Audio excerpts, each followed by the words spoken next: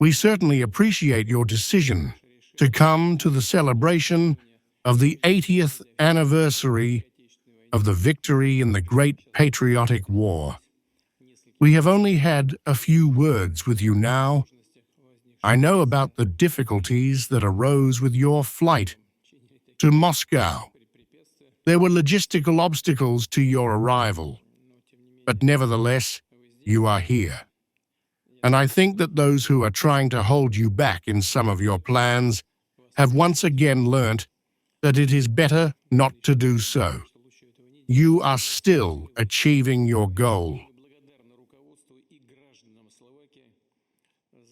We are grateful to the leadership and citizens of Slovakia for their attentive and careful attitude to the monuments and burial sites of Soviet soldiers who fell in battle against the Nazi invaders on Slovak soil. I am also aware of your proposal to erect a monument to Marshal Konev in Slovakia. This is a very noble endeavor for which we are grateful.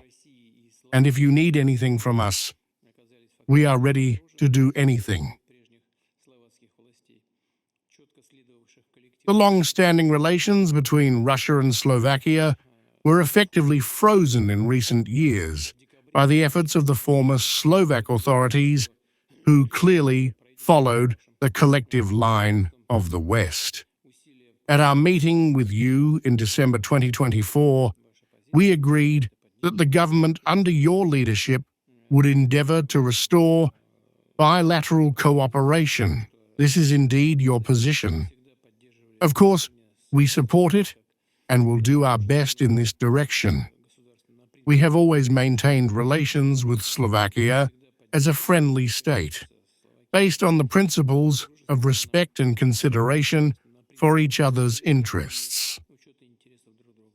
Dear Mr. President, allow me to express my gratitude to you and your staff for your hospitality and care for us during our visit to Moscow in the Russian Federation. Also, sanctions that don't work and are damaging to the European Union itself. Now there is an EU proposal called Repowering. It is about stopping the supply of all kinds of energy resources. But let us talk constructively. You will understand very well what I am about to tell you. If you think that someone is going to buy fuel from Westinghouse and put it in our nuclear power plants, it is impossible.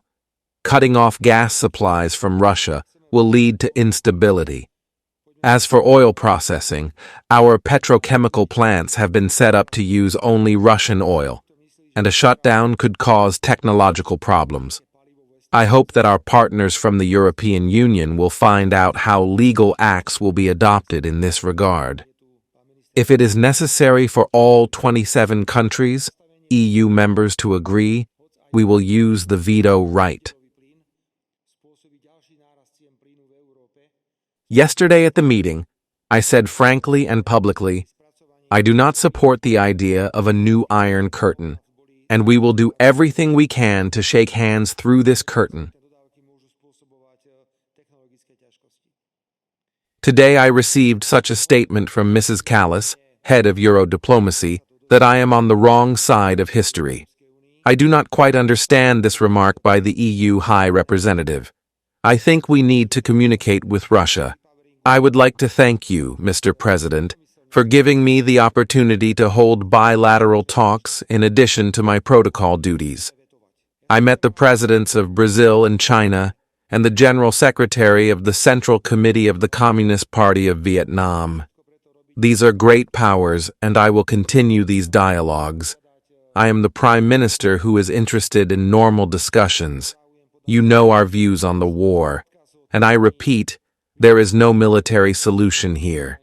There are various initiatives from China and Brazil.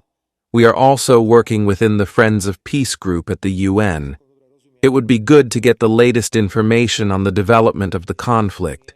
We are very happy that there are negotiations, that there is a search for a peaceful solution, because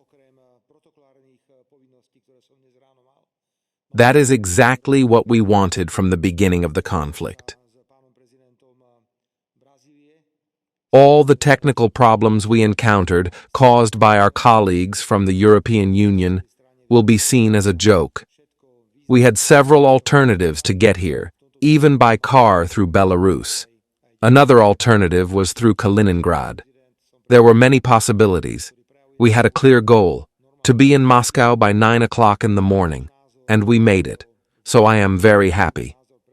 Dear Mr. President, I confirm that the Slovak government is interested in cooperating with you in preserving all monuments and cemeteries connected with the Second World War and the liberation of Slovakia from Nazism.